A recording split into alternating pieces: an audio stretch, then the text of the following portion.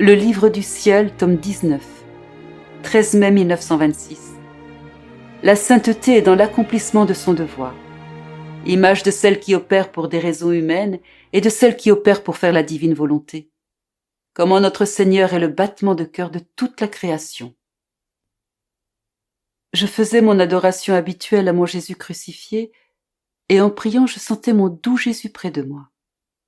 Jetant ses bras autour de mon cou, il me serra très fort contre lui, et me fit voir en même temps mon dernier confesseur, le père Francesco de Benedictis, décédé le 30 janvier 1926. Il me parut pensif et recueilli, mais sans me dire un mot. Mon Jésus le regarda et me dit : « Ma fille, ton confesseur a trouvé de grandes choses devant moi, parce que lorsqu'il voulait entreprendre une fonction, un engagement, il ne négligeait rien pour remplir cette fonction exactement. Il était très attentif, il faisait de grands sacrifices, et si nécessaire, il était prêt à mettre sa propre vie en jeu pour que cette fonction soit remplie exactement.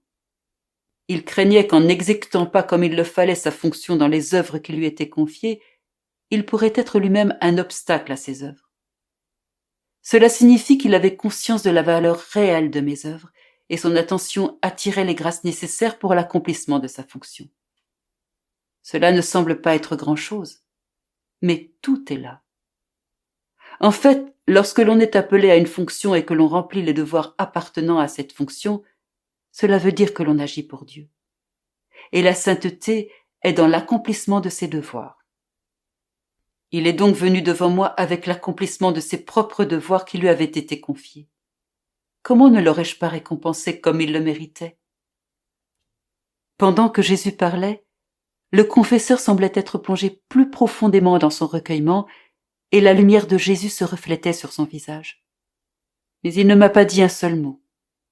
Et Jésus reprit : « Ma fille, lorsqu'un individu occupe une fonction et commet une faute, ou n'est pas attentif au devoir que requiert sa fonction, il peut être la cause de grands troubles. Imagine celui qui a la fonction de juge, de roi, de ministre ou de maire. S'il commet une faute ou n'est pas attentif à ses devoirs, il peut causer la ruine de familles, de villes ou même de royaumes tout entiers. Si cette faute, si ce manque d'attention venait d'un individu privé qui n'occupe pas une fonction donnée, cela ne causerait pas tant de problèmes. Par conséquent, les fautes dans les fonctions pèsent plus lourdement et causent des conséquences plus graves. Ainsi, lorsque j'appelle un confesseur à lui donner une fonction et lui confie dans cet office une de mes œuvres, si je ne le vois pas attentif à l'accomplissement de ses devoirs correspondant à cet office, je ne lui donne ni la grâce nécessaire ni suffisamment de lumière pour lui faire comprendre l'importance de mon œuvre. Je ne peux pas non plus lui faire confiance parce que je vois qu'il n'a pas conscience de l'œuvre que je lui ai confiée. Ma fille, si quelqu'un exécute sa fonction exactement, cela signifie qu'il accomplit ma volonté. Sinon, cela veut dire qu'il agit pour des raisons humaines. Et si tu savais la différence entre les deux.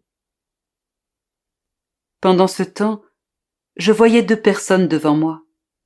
L'une d'elles ramassait des pierres, de vieux chiffons, des bouts de fer rouillés et des morceaux d'argile. Des choses lourdes et de très peu de valeur. La pauvre peinait et suait sous le poids de ces détritus. D'autant plus que cela ne lui donnait pas la valeur nécessaire pour satisfaire sa faim. L'autre ramassait des grains de diamants, de petits joyaux et des pierres précieuses. Toutes choses très légères, mais d'une valeur incalculable. Mon doux Jésus ajouta : « Celle qui ramassait des ordures est l'image de celui qui agit pour des motifs humains. Ce qui est humain porte toujours le poids de la matière. L'autre est l'image de celui qui agit afin de faire la divine volonté. Quelle différence entre les deux ! Les grains de diamant sont mes vérités. Les connaissances concernant ma volonté, qui ramassées par l'âme, constituent pour elle autant de diamants. Si quelqu'un perd un peu de ses ordures ou ne les ramasse pas, il ne causera presque aucun dommage. Mais si quelqu'un perd ou ne ramasse pas un de ces petits grains de diamant, il fera beaucoup de mal parce qu'ils sont d'une valeur incalculable et pèsent autant que Dieu peut peser. Et si cela est perdu parce que quelqu'un a la fonction de les ramasser, quel compte ne lui faudra-t-il pas rendre, ayant causé la perte d'un grain d'une valeur infinie qui aurait pu faire Dieu sait quel bien aux autres créatures? Après quoi, mon doux Jésus plaça son cœur en moi et me fit sentir sa palpitation en me disant: « Ma fille, je suis la palpitation de toute la création. Sans elle, toutes les choses créées seraient sans vie.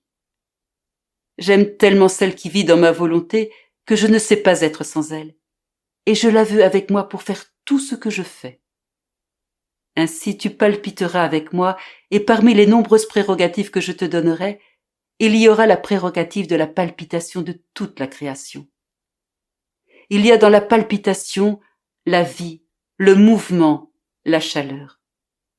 Tu seras ainsi avec moi pour donner la vie, le mouvement et la chaleur à toute chose. » Alors qu'il disait cela, je me sentais mouvoir et palpiter dans toutes les choses créées. Et Jésus ajouta: « Celle qui vit dans ma volonté est inséparable de moi, et je ne sais comment être sans sa compagnie. Je ne veux pas être isolé parce que la compagnie rend les œuvres que l'on entreprend plus plaisantes, plus agréables, plus belles. Par conséquent, ta compagnie m'est nécessaire afin de briser l'isolement dans lequel les autres créatures me laissent.